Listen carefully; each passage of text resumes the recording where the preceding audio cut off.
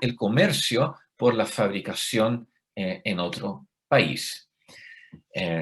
La teoría del oligopolio lo que señala este modelo, es que las empresas buscan ventajas de localización, específicamente el poder aprovechar del poder monopólico en algún factor que en el propio país no existe y por lo tanto el ubicarse en otro país te da esa ventaja. Y creo que sí, la última, la importancia del país de origen, es más bien una teoría que señala que la estructura que tienen las empresas domésticamente, de alguna manera se van a mantener en el extranjero también. El típico ejemplo es aquí de Japón, donde los keiretsus, que son estas compañías, estos holdings muy grandes en la economía japonesa, que replican sus relaciones en Japón con las sucursales en el extranjero. Y esta teoría, más que explicar la dinámica de por qué se internacionalizan las empresas, es un modelo que explica la dinámica de la empresa que ya se internacionalizaron. ¿Okay? Y esto es más bien para que tengan una noción respecto de las distintas explicaciones y enfoque en torno a la internacionalización de las empresas. Existe también un enfoque ligeramente distinto a los modelos que hemos visto ahora, que parte del enfoque de la gobernanza. Y por gobernanza vamos a entender cualquier medio o forma que permite la coordinación de actividades interdependientes. Y esto permite un abanico de posibilidades mucho más amplio que los modelos anteriores, quiero decir.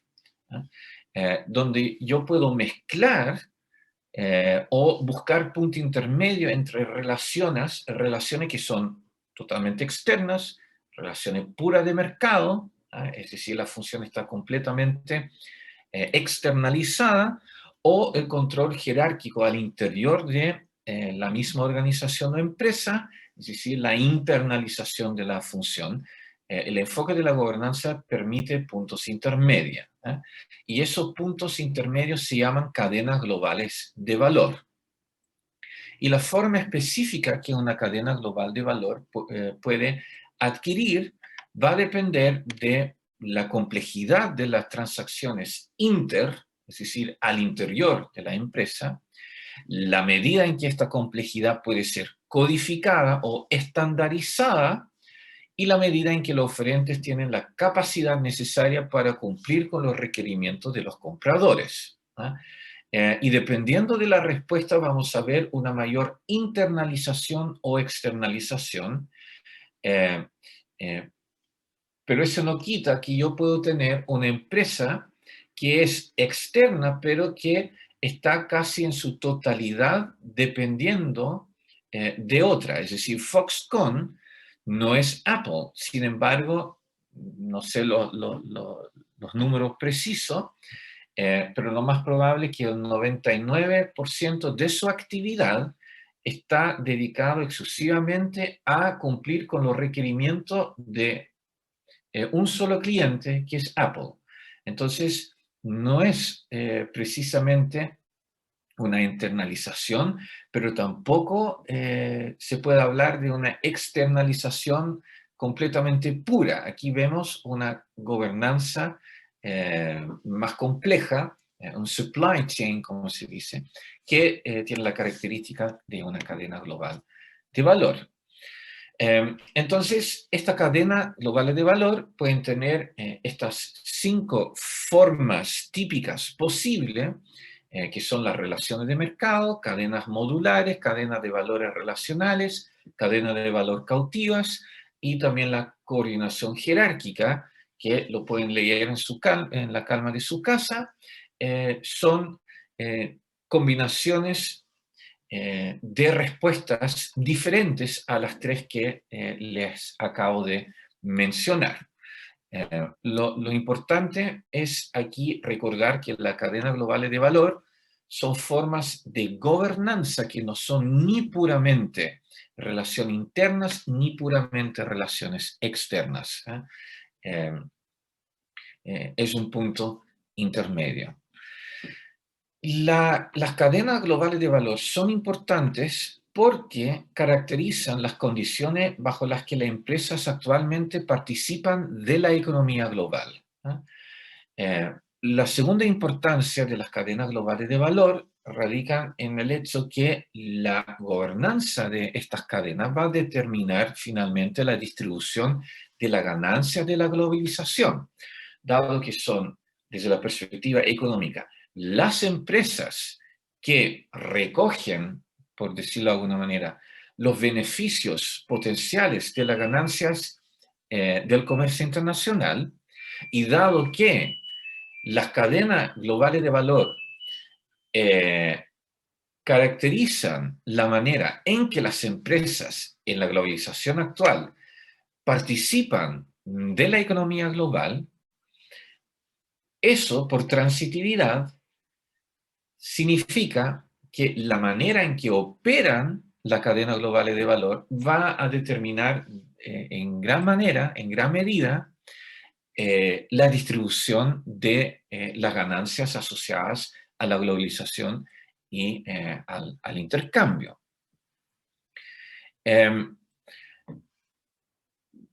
Por lo tanto, hay que prestarle atención analítica a las cadenas globales de valor.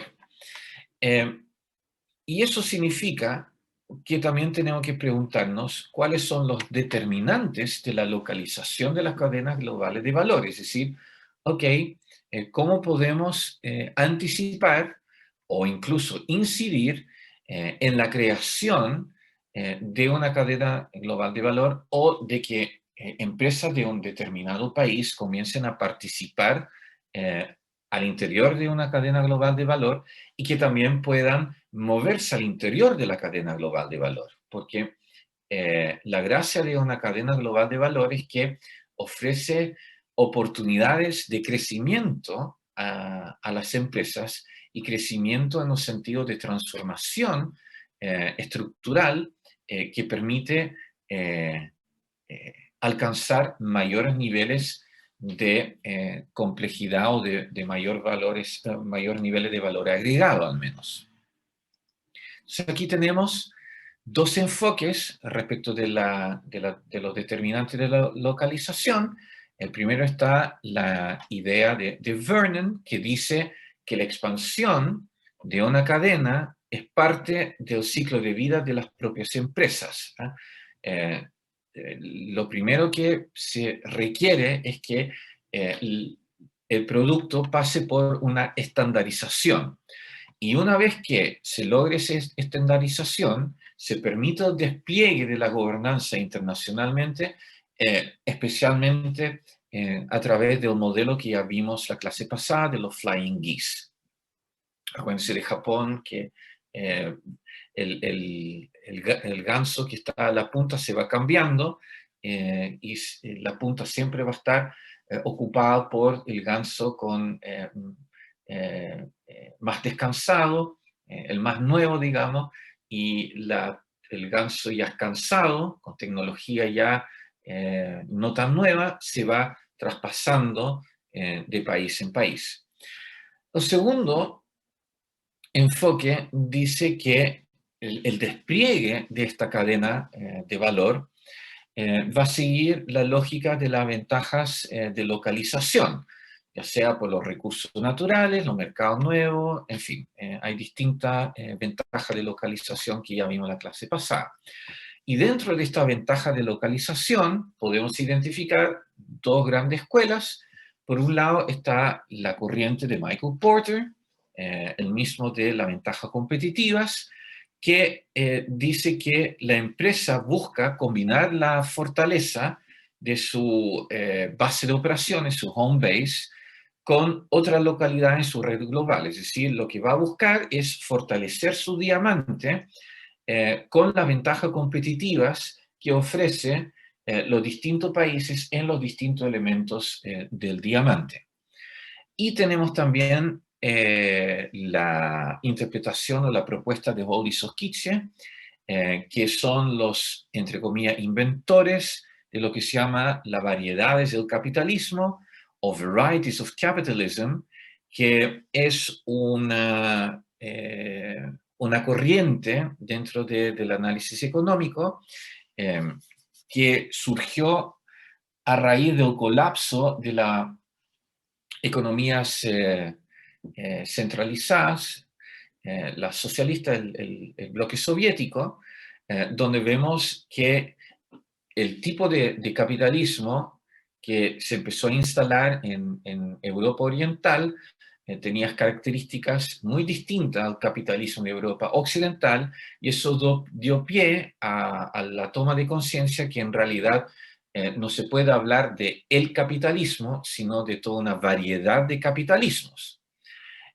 Y dentro de esta escuela de las variedades del capitalismo, Varieties of Capitalism, se puede explicar el despliegue geográfico de esta cadena por la búsqueda de arreglos institucionales que van a incidir sobre las ventajas de las empresas. Y entonces las empresas van a buscar aquellos arreglos institucionales que mejor encajan dentro de su cadena de valor.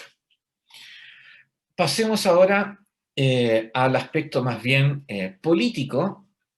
Cuando estamos hablando de la internacionalización de las empresas, estamos hablando principalmente de la inversión extranjera directa, que significa un dilema para los países receptores, porque por un lado es una oportunidad de recoger beneficios, porque significa la importación de recursos que podría mejorar el bienestar del país receptor, pero por otro lado, hay también una desventaja política, porque las decisiones que toman estas empresas extranjeras no necesariamente van a estar alineados con los intereses del país receptor. Y por lo tanto, este potencial de mejora en el bienestar no está siempre garantizado.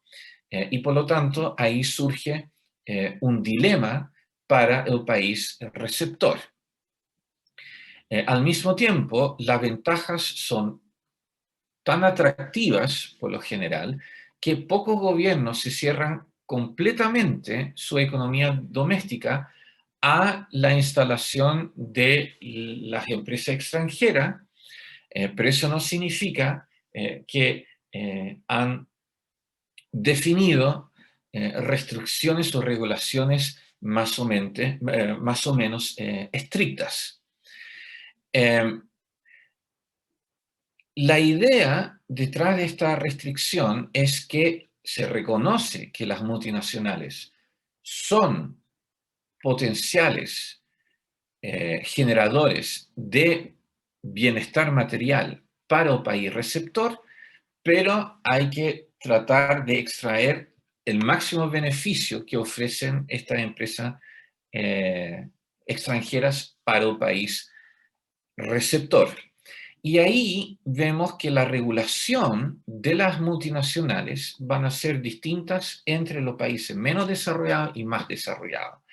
La sensibilidad en los países menos desarrollados tiene que ver con la soberanía.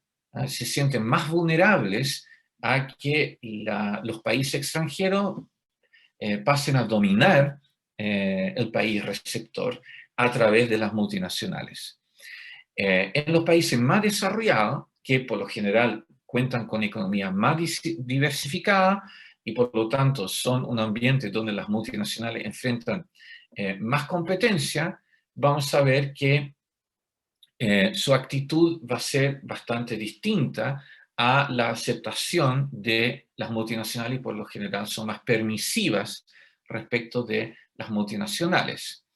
A eso se tiene que sumar que la mayoría de la I+D en los países menos desarrollados está concentrada en los recursos naturales, que es un sector políticamente muy sensible. De nuevo, en Chile, por ejemplo, se está hablando de un royalty a la minería, mientras que en los países más desarrollados, la instalación, hasta ahora al menos, de la inversión extranjera directa ha estado asociada a las industrias manufactureras, y por lo tanto están asociadas a la creación de empleo, y se ve ahí también una ventaja. Ahora, las multinacionales están últimamente evitando instalarse en los países más desarrollados para la manufactura. En los países menos desarrollados, por lo tanto, hay una sensibilidad mayor respecto de la presencia de las multinacionales, que tiene que ver con el colonialismo y el miedo a que empresas extranjeras puedan controlar sectores críticos o sectores más bien estratégicos. En los países más desarrollados, como ya les dije, hay una mayor permisividad porque la economía y las instituciones políticas están más diversificadas, son a menudo también más fuertes, y por lo tanto se sienten más capaces de recoger los beneficios de la instalación de las multinacionales que en los países menos desarrollados. Lo que estamos viendo como problema en los países más desarrollados en relación a las multinacionales es la tendencia a la I+D saliente de los países más desarrollados, es decir, donde los países más desarrollados están saliendo de sus países para instalarse en los países más pobres, y eso está generando disrupciones sociopolíticas profundas en los países más desarrollados. Entonces, ¿cómo los gobiernos tratan de resolver el tema de la regulación? A través del poder de negociación, que está determinado por ciertos factores. Ya sabemos que las multinacionales se instalan en otros países para aprovechar ventajas de localización. Y por lo general, esa ventaja tiene que ver con el ejercicio de control monopólico sobre algo valorado, ya sea por el gobierno y o la multinacional. Y tenemos ahí, por ejemplo, la situación donde la multinacional quiere tener control sobre el recurso natural para abaratar costos, para eliminar o reducir la amenaza del comportamiento oportunista, pero por otro lado, ellos ponen sobre la mesa la tecnología para poder explotar ese recurso natural, que es muy atractivo para el gobierno. Porque no porque tú tengas un recurso natural vas a tener la capacidad tecnológica, financiera y de capital humano de poder explotar ese recurso natural. Así que ambos colocan un control monopólico sobre la mesa. Si ambos poseen un monopolio, es decir, si nadie más que esta empresa tiene esta tecnología, y si no hay otro país que tiene ese recurso natural que este país, entonces ambos tienen un monopolio y el poder de negociación va a estar distribuido de manera más o menos igual, y por lo tanto las ganancias también. Cuando estamos analizando el caso particular de la industria de los recursos naturales, vemos por lo general que el poder de negociación inicialmente está en la empresa extranjera, pero por la negociación obsolescente, este poder de negociación se erosiona con el paso del tiempo y pasa a manos del gobierno local. Y esto se debe a que la empresa ya apostó por instalarse en este país, y entonces ya está frito y está expuesto a la renegociación por parte del gobierno, porque no puede agarrar su cosa y salir rápidamente del país. En la industria intensiva, sin trabajo no cualificado, el poder de negociación está en la multinacional, no hay negociación obsolescente y por lo tanto a largo plazo también queda en manos de la multinacional. En el caso de la industria manufactureras, el mayor poder de negociación de la multinacional se refleja más bien en los incentivos de ubicación que ofrecen los gobiernos receptores de la inversión extranjera directa. Y para terminar, ya la parte legal de esta tensión política tiene que ver con la resolución de conflictos, dado que aquí tenemos el problema de que no existen instituciones supranacionales fuertes o siquiera formales, vemos que necesitamos desarrollar institucionalidades que aborden explícitamente el tema de la resolución de conflictos. Y hay ciertos principios legales que rigen los conflictos ya desde el siglo XIX, que están enumerados acá, y que no han no han cambiado tanto, aunque desde los años 80 los países más desarrollados han retomado la agenda de la resolución de los conflictos, específicamente introduciendo los así llamados TRIMs, Trade Related Investment Measures, que limita la habilidad de los gobiernos huéspedes a interferir en la importación y exportaciones de las multinacionales. Es decir, en la percepción internacional, lo que está más considerado una amenaza es el poder discrecional de los gobiernos huéspedes, más que la amenaza a la soberanía nacional que constituirían las multinacionales. La OCDE, por ejemplo, también ha desarrollado instrumentos que buscan institucionalizar la resolución de los conflictos,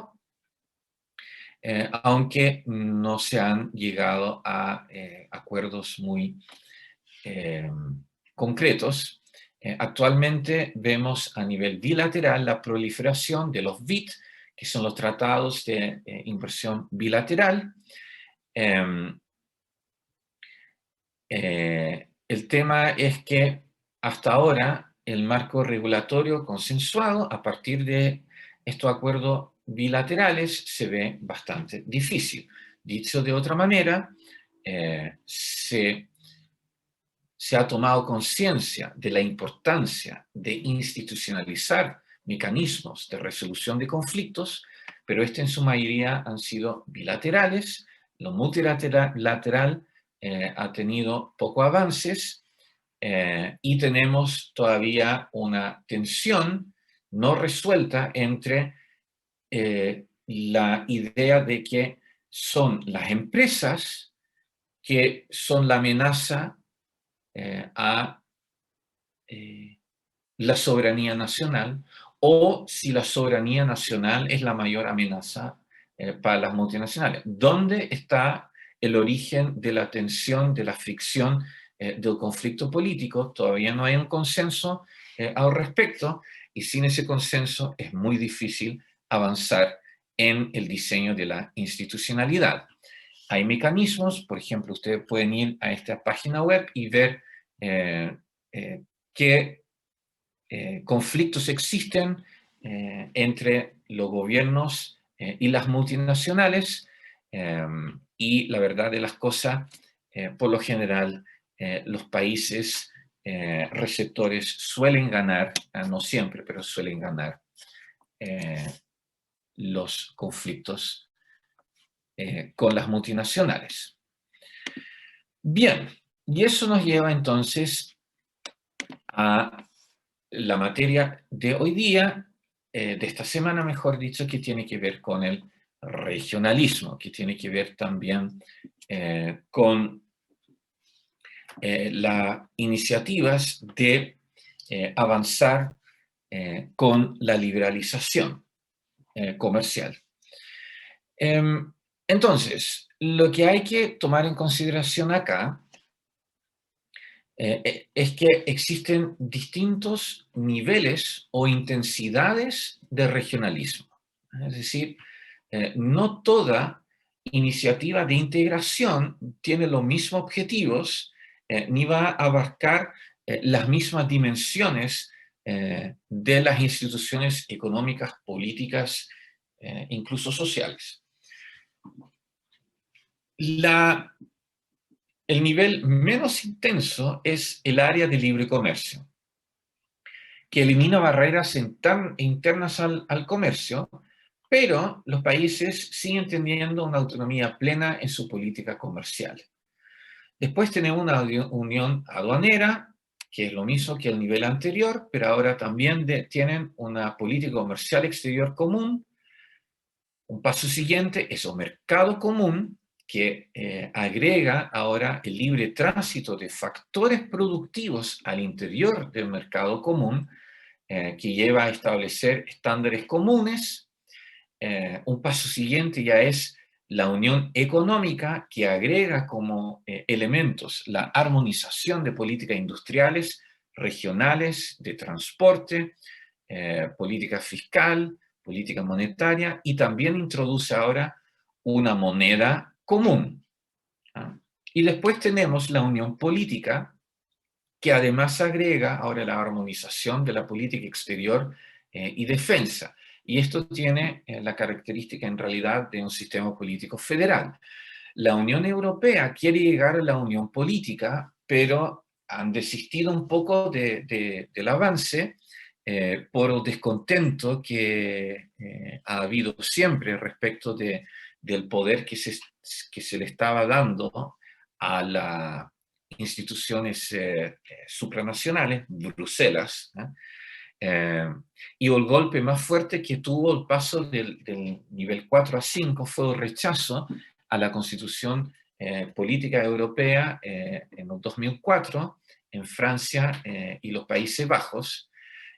Y la semana pasada salió una encuesta donde solo 15% de los franceses está feliz con la Unión Europea. Así que no estamos en un momento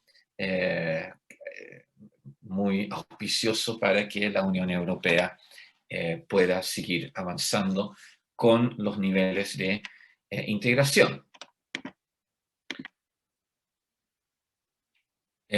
Sí, por ejemplo, los Estados Unidos de América se puede llamar una unión política, ¿no? Es decir, efectivamente han pasado más o menos por esta etapa y se puede considerar ahora una unión política con las características de un sistema político federal. Es decir, los estados siguen siendo bastante importantes en la arquitectura política de los Estados Unidos. Así que si hay un ejemplo, es de una unión política, es los Estados Unidos. Bien, entonces, el regionalismo, por lo general, tiene dos requisitos previos básicos. Primero, tiene que haber una proximidad geográfica, es decir, tiene poco sentido un regionalismo entre Bolivia y, qué sé yo, Australia. Por lo general, uno va aumentando los límites geográficos, expandiendo los límites geográficos, pero límites colindantes. Eso es lo más usual. Después tiene que haber una cohesión cultural, política, económica y organizacional a nivel intrarregional. ¿Ah? Es decir, lo que se ha criticado mucho es la expansión muy rápida de la Unión Europea a los países de Europa Oriental, que tenían una matriz sociocultural relativamente distinta a Europa Occidental, por ejemplo Rumania, y donde realmente se quiso parar en seco a las aspiraciones expansionistas de la Unión Europea, fue con la inclusión de Turquía, porque la inclusión de Turquía significaría romper derechamente con una matriz cultural eh, muy importante, contraintuitivamente, en Europa, que es la matriz cristiana, es decir, por muy secularizada que esté la Unión Europea, donde la religión formal, digamos, no es tan relevante, para no decir irrelevante, sí hay una matriz cultural judeo-cristiana importante, que chocaría, según los críticos, con una matriz cultural que proviene del Islam. Entonces, es importante tomar en consideración estos dos aspectos. La excepción a esta regla son los tratados de comercio regionales, que en su mayoría son interregionales y que justamente hacen uso de las diferencias más que de las similitudes. Es decir, tú firmas un tratado de comercio justamente para aprovechar lo distinto que son tus economías y lo alejados que están tus economías. Es decir, la excepción a la regla son los tratados de libre comercio. La globalización tiene un efecto ambiguo sobre el regionalismo.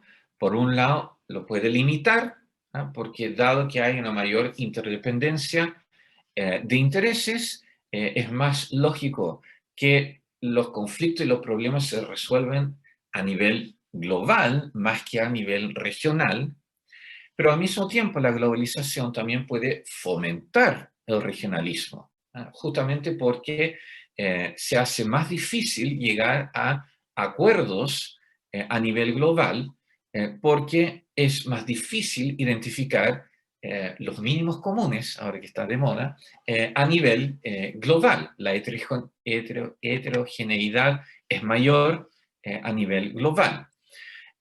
Además, la mayor competencia a nivel global puede fomentar la creación de plataformas comunes, es decir, tenemos un, entre comillas, enemigo en común, que es la globalización, hacemos fuerza común para aumentar nuestras posibilidades de sobrevivir esta competencia más intensa. En parte, la Unión Europea es una respuesta a esa mayor competencia que enfrentaban y una competencia que estaban perdiendo.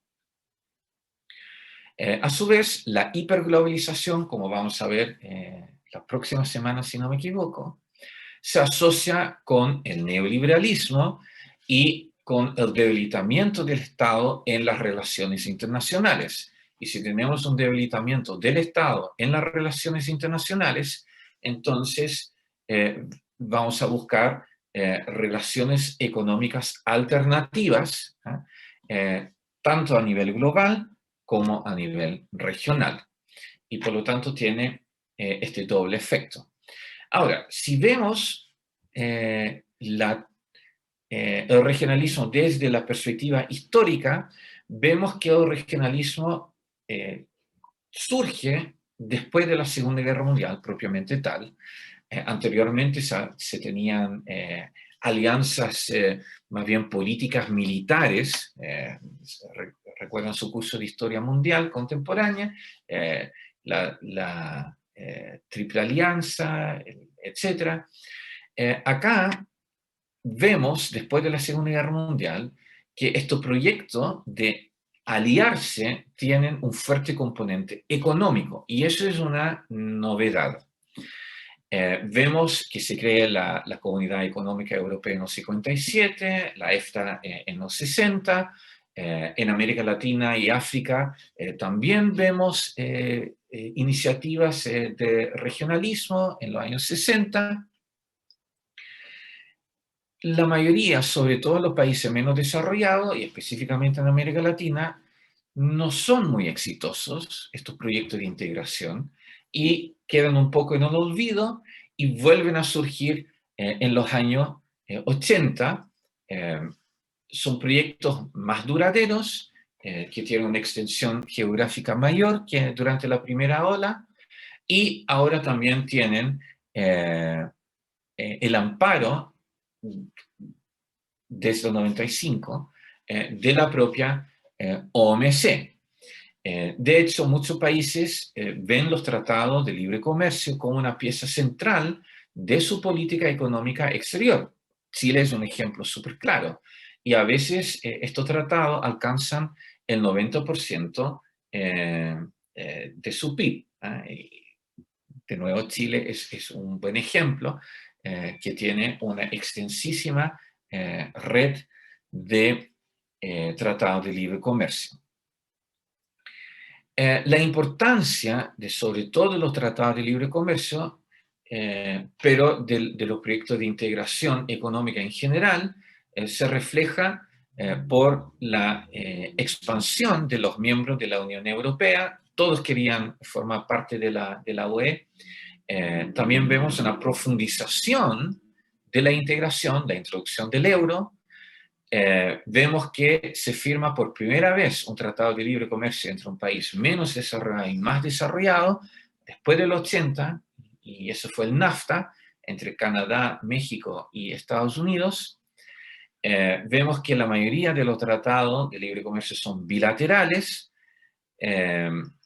y interregional, y más de un tercio de los acuerdos regionales comerciales son de países menos desarrollados, pero con un enfoque de libre comercio, no de la industrialización sustitutiva, que es un cambio muy grande. Es decir, durante la primera ola, sobre todo los países menos desarrollados, utilizaban este tipo de proyectos de integración económica como un intento de hacer una fortaleza para alejarse, aislarse del comercio internacional. Tenían un componente de autarquía importante. Desde los 80, sin embargo, estos proyectos de integración son esfuerzos mancomunados para tener una mejor posibilidad de sobrevivir en la competencia de los mercados mundiales. Es un esfuerzo para participar de mejor manera de los mercados mundiales. No es una forma de alejarse de los mercados mundiales. Y por lo tanto, lo que vemos es un cambio de los proyectos de integración como un impedimento a la agenda de reducción de barreras al comercio internacional, a una herramienta de facilitación como segundo mejor de la liberalización, de la eliminación de barreras al comercio internacional. Como se dice en inglés, de stumbling block a building block. Y eso es importante para también entender el apoyo desde la OMC. Aquí vemos la explosión de los tratados de libre comercio en el mundo. Efectivamente, a partir de los años 90 ha habido un incremento exponencial. Y cuando surge un fenómeno de estas características, por supuesto que van a haber explicaciones. Podemos identificar tres corrientes explicativas, que son las tres grandes tradiciones de la economía política internacional y de las relaciones internacionales también. Tenemos el realismo, que dice que la firma de los tratados bilaterales son una respuesta a los cambios en las relaciones de poder y seguridad, específicamente como resultado del fin de la Guerra Fría, que han inducido particularmente a Estados Unidos a participar de este tipo de tratados, y que fue su ejemplo y su promoción de este tipo de integración que ha popularizado la firma de los tratados bilaterales como un intento de compensar su propia pérdida de hegemonía al finalizar contraintuitivamente la Guerra Fría. El liberalismo ve en estos tratados más bien un apoyo a la arquitectura mundial liberal, es decir, ven aquí un intento de los gobiernos de profundizar lo que ya han hecho las instituciones multilaterales, y que por lo tanto son algo positivo porque en definitiva colocan un límite, un freno al proteccionismo. Y finalmente, la interpretación marxista, o más bien desde un materialismo histórico, ven acá simplemente otro instrumento de explotación, porque vemos, dado que hay una tendencia de que los países más desarrollados firmen acuerdos con los menos desarrollados, entonces vemos acá entonces un aprovechamiento del más fuerte, o sea, que los más fuertes están aprovechándose de los más débiles, y que en definitiva los tratados son instrumentos para ejercer la hegemonía regional. Aquí podemos ver también el apoyo al comercio internacional, que también es importante considerar debido al cambio en la naturaleza de los tratados de libre comercio, como vamos a ver en una unidad posterior,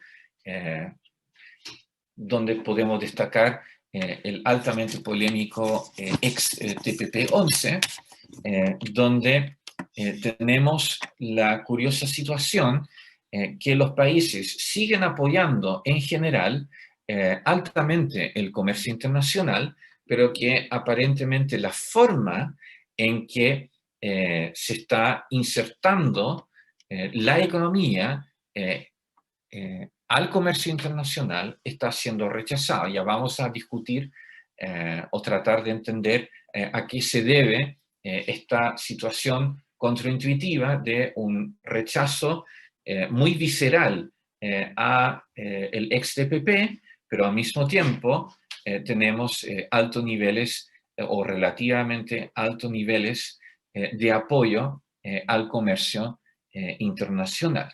Así que recuerden este dato para una sesión posterior. ¿Cuál es la postura del GATT y actualmente de la OMC respecto de los acuerdos regionales comerciales? Cuando se fundó el GATT, los Estados Unidos buscaban promover el comercio libre y el Reino Unido buscaba mantener su sistema de preferencias imperiales con sus ex colonias. El resultado fue que en el GATT se permitían las zonas de libre comercio, que ahora entendemos como los acuerdos regionales comerciales, y las uniones aduaneras como excepción al artículo 1. Es decir, si uno va al artículo 24 del GATT, uno dice que existen excepciones permitidas al artículo 1, bajo el entendimiento que ambas formas de integración promoverán el comercio libre, si se cumplen ciertas condiciones. Y por lo tanto se acepta como una excepción porque es un segundo mejor. No es lo mejor es lo multilateral, pero si no se dan las condiciones para un avance multilateral, se acepta un avance a nivel bilateral. Y aquí la condición es que los acuerdos de integración económica deben producir más creación del comercio que desvío del comercio. Ok, hay que explicar entonces estos conceptos. El desvío del comercio se produce cuando la eliminación de las barreras comerciales entre países miembros de ese acuerdo van a sustituir las importaciones de productores relativamente más eficientes, pero que no son miembros de este acuerdo, a las importaciones de productores relativamente menos eficientes, pero que son miembros.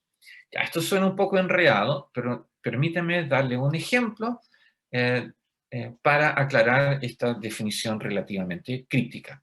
Supongamos que Chile importa lápices desde China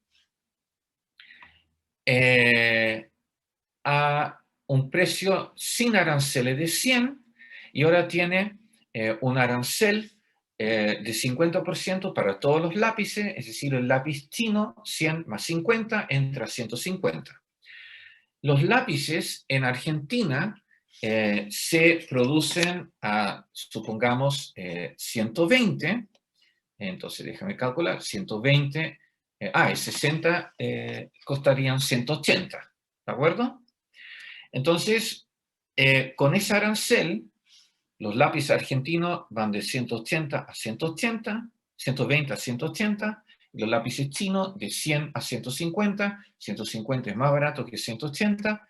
En la economía chilena, por lo tanto, se compran los lápices desde la China, suponiendo una sustituibilidad perfecta entre los lápices. ¿Me siguen?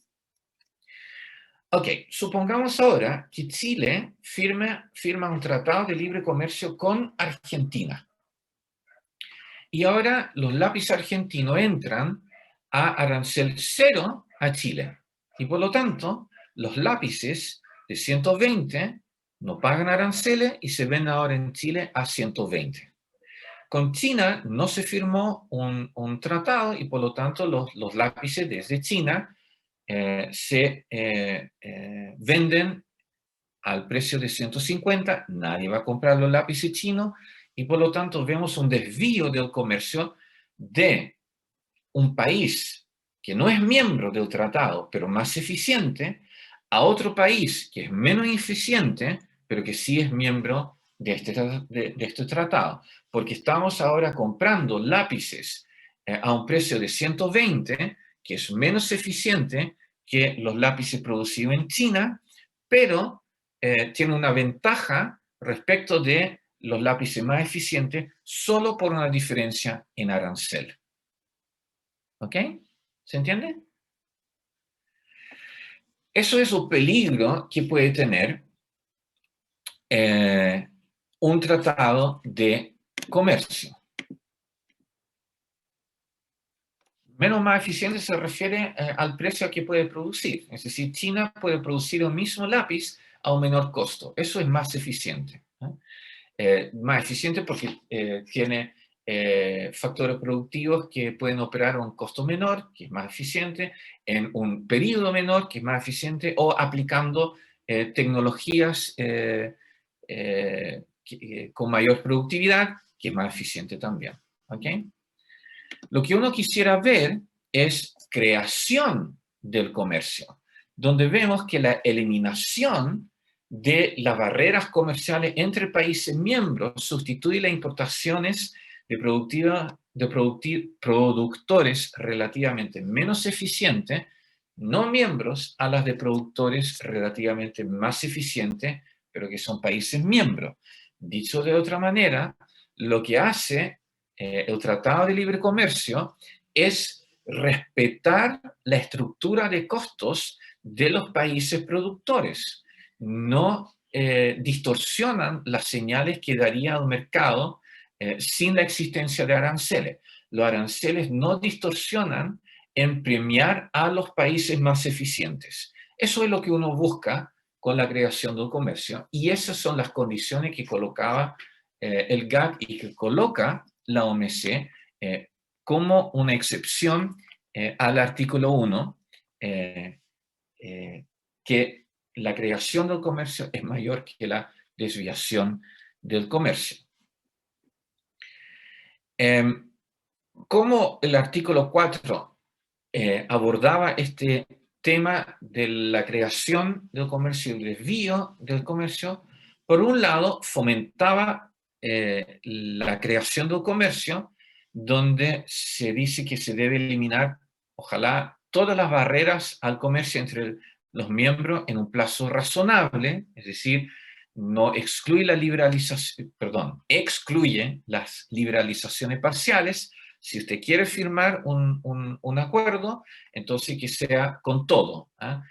No solamente para uno o dos productos, sino con todo, ¿ah? Y eso probabiliza la creación del comercio.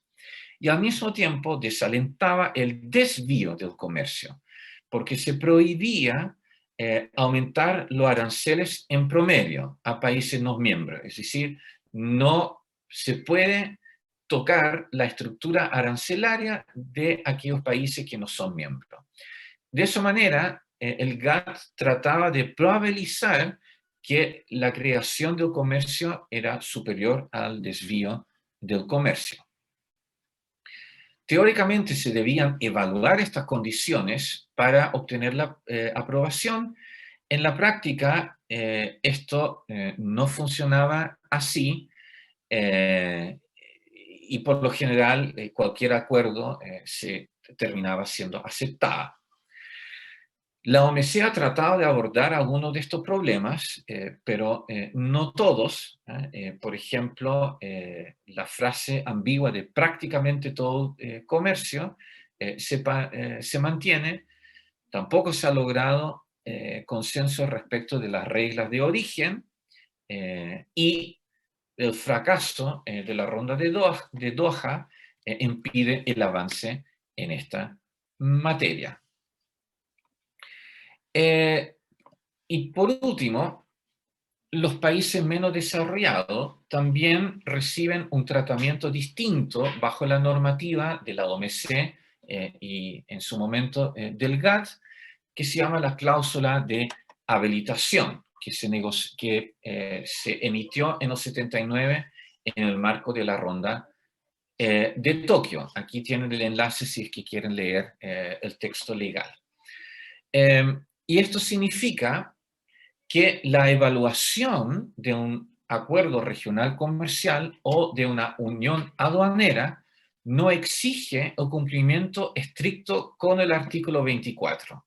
Y quienes han acogido a esta cláusula de habilitación es el ALALC y después ALADI y o Mercosur, aunque tenemos la tendencia de los países menos desarrollados de liberalizar los comercios en los últimos años. Es decir, a pesar de que no se exige no se exige un cumplimiento estricto de este artículo, sí vemos que en la práctica también los países menos desarrollados han utilizado estos proyectos de integración no para erigir una fortaleza, sino para mejorar sus probabilidades de sobrevivencia participando de los mercados globales. También se ha creado un sistema de preferencias generalizados que permite una exención a la cláusula de la nación más favorecida para acuerdos comerciales con los países menos desarrollados, siempre y cuando estos acuerdos fueran generalizados, no discriminatorios y no recíprocos. Y los sistemas de preferenciales más conocidos son aquellos de Estados Unidos, la Unión Europea y Japón, y también el firmado marco de la UNCTAD, que se llama el Sistema Global de Preferencias Comerciales entre Países en Desarrollo. Es decir,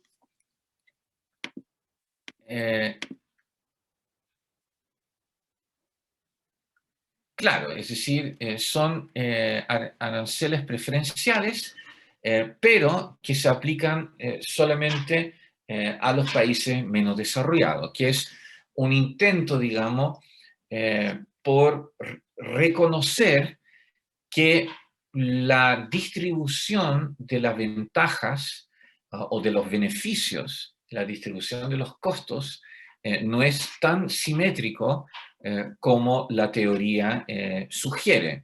Es decir, estos gestos políticos a los países menos desarrollados significan o constituyen una forma por parte de los países más desarrollados a que los países menos desarrollados puedan beneficiarse de mejor manera del comercio internacional. claro que esto también puede tener una interpretación más bien de interés propio, que a los países más desarrollados le conviene que los países menos desarrollados sigan participando del comercio internacional, y por lo tanto hacer este tipo de concesiones es un costo menor, dada la perspectiva de tener un sistema de comercio internacional en el cual los países menos desarrollados sí participan. ¿Ok? Eso en cuanto a las discusiones más bien globales en torno a los proyectos de integración económica, el regionalismo, y lo que vamos a hacer el día miércoles es repasar los proyectos de integración económica más importantes en el mundo y ver brevemente algunas de sus características. Por ejemplo, me imagino que ya vieron el tema de la Unión Europea en su curso respectivo, así que no voy a repetir lo que ustedes ya saben de sobra.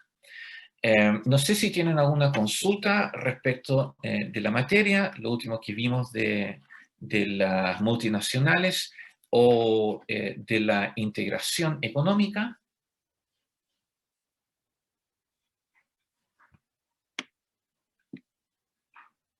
¿Todo claro? Sí, profe, todo claro. Súper, excelente. Sí, aquí la materia no es tan difícil tampoco. Así es que, bueno, si no hay más preguntas, el día miércoles entonces vamos a terminar esta unidad repasando o introduciendo los proyectos de integración económica regional más importantes del mundo. Me despido entonces, que estén muy bien y nos vemos el miércoles. Chao, chao. Chao, profe.